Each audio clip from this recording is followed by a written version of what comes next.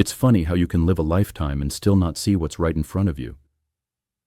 I'm 57 now, and for 26 of those years, I was married to my sweetheart, Lucy. She wasn't just my wife.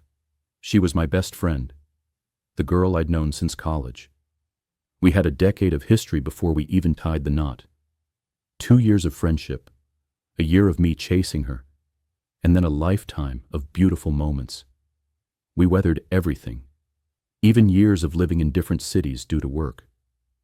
Our connection felt unbreakable, a bond forged in time and trust. She was my rock, the mother of our children, and the person who understood me better than anyone. That's what made her betrayal so devastating. Just last week, we went to our college alumni reunion. It's a huge, glitzy event, celebrating 35 years since we graduated. We were a bit of a legend there, the couple who found love and made it work. Walking into that ballroom, holding her hand, I felt a swell of pride. I wanted to show everyone our story, our perfect, enduring love. It was a foolish, naive thought, one that now feels like a taunt from the universe. The night was a blur of old friends, laughter, and shared memories. But our joy was a fragile thing, easily shattered by the arrival of a ghost from the past, a classmate named Rick.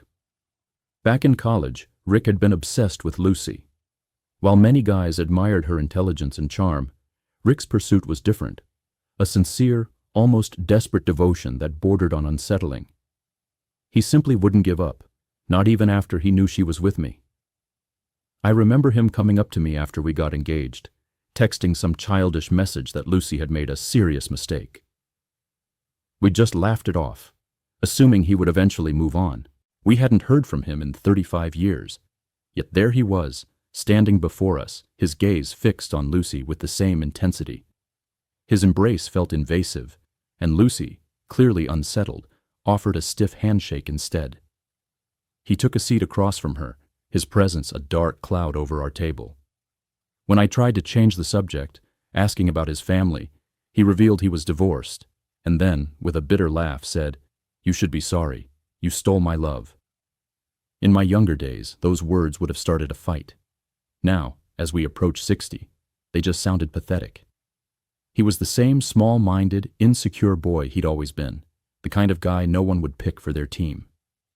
A palpable discomfort settled over our table.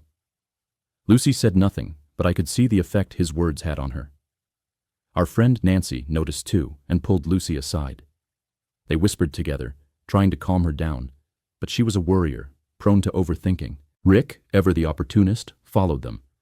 He claimed he was sorry for upsetting her, but his apology was laced with a venomous backhanded compliment. "I wanted to remind you that you still have an admirer, despite what time has done to you." I was outraged but kept my composure, telling him to leave us alone. Lucy, her voice firm, told him the same.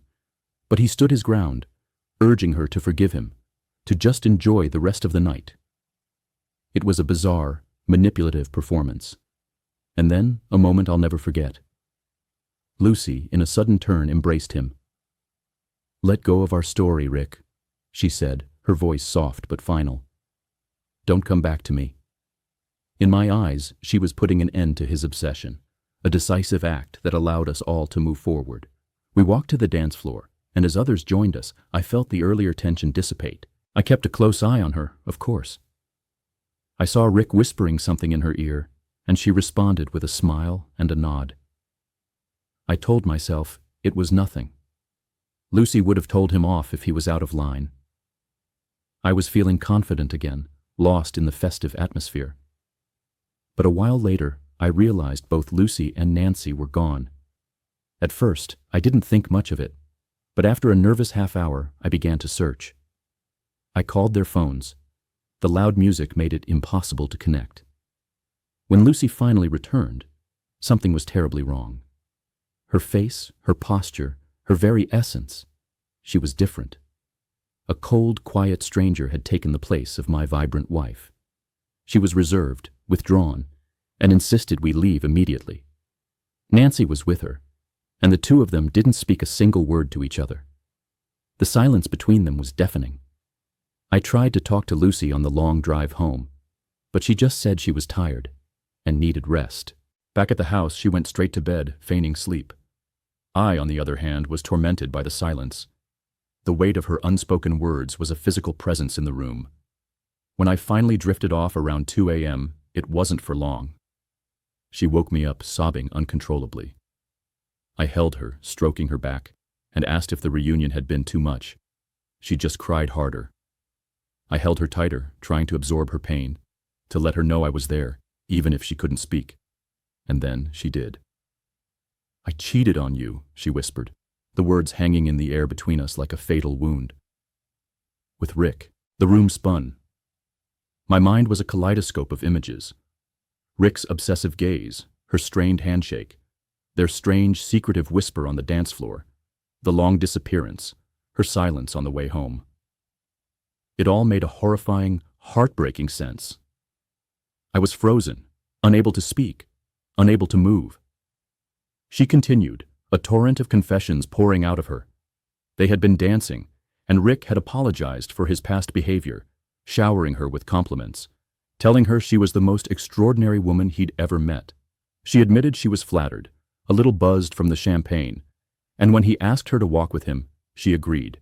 She recounted every intimate detail, every painful moment, until her own guilt had stopped them. The weight of her words was unbearable. I just sat there, numb, trying to piece together the shattered pieces of my life. I asked her for some time alone, but she clung to me, begging for forgiveness, terrified of losing me. As she finally cried herself to sleep, I lay beside her, my mind replaying every detail. Rick's smug, triumphant smile when she returned came into focus. I had thought it was a victory over his own obsession. It wasn't. It was the smile of a man who had finally won. The disgust and anger were a tidal wave. I couldn't share a bed with her. I quietly slipped out, grabbed my laptop and wallet, and left. I went to a hotel, blocked her number, and tried to process a lifetime of love and trust being shattered in a single night. The next morning, my phone rang incessantly. Our 2 children, a 24-year-old son and a 21-year-old daughter, were calling. I couldn't lie to them, not to my son, who was the more mature and level-headed of the 2. With a heavy heart, I told him the truth. His mother had cheated on me. He was shocked, his world as shattered as mine. I asked him to keep it quiet until I could figure things out. I told my daughter I was away on a business trip, a flimsy excuse that bought me some time. I dived into online research, looking for lawyers and for answers. I found a subreddit where men shared similar stories, some talking about revenge. But I couldn't hate Lucy. My love for her was a part of me. Yet I knew we could never be together again. The trust was gone, replaced by a chasm of betrayal. We were on 2 different paths now. My lawyer advised me to tell the children the full story. I arranged a lunch with them and my sister. My daughter's reaction was raw, heartbreaking. She thought I had cheated and left. She cried, apologizing, her world crumbling around her as I carefully, slowly, explained what Lucy had done. Both of them pleaded with me to reconsider, to save our marriage. But I stood firm. It was the hardest thing I had ever done.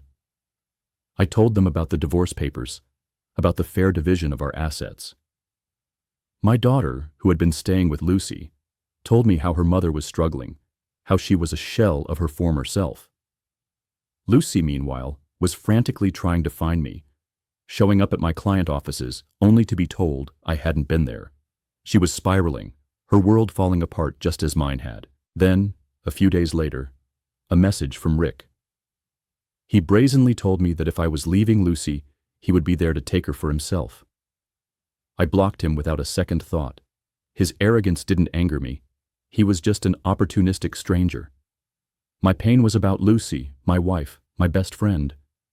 As the divorce papers were finalized, Lucy refused to sign, believing my anger would eventually subside. But it didn't. Her fragile hope was crushed when she was served the documents.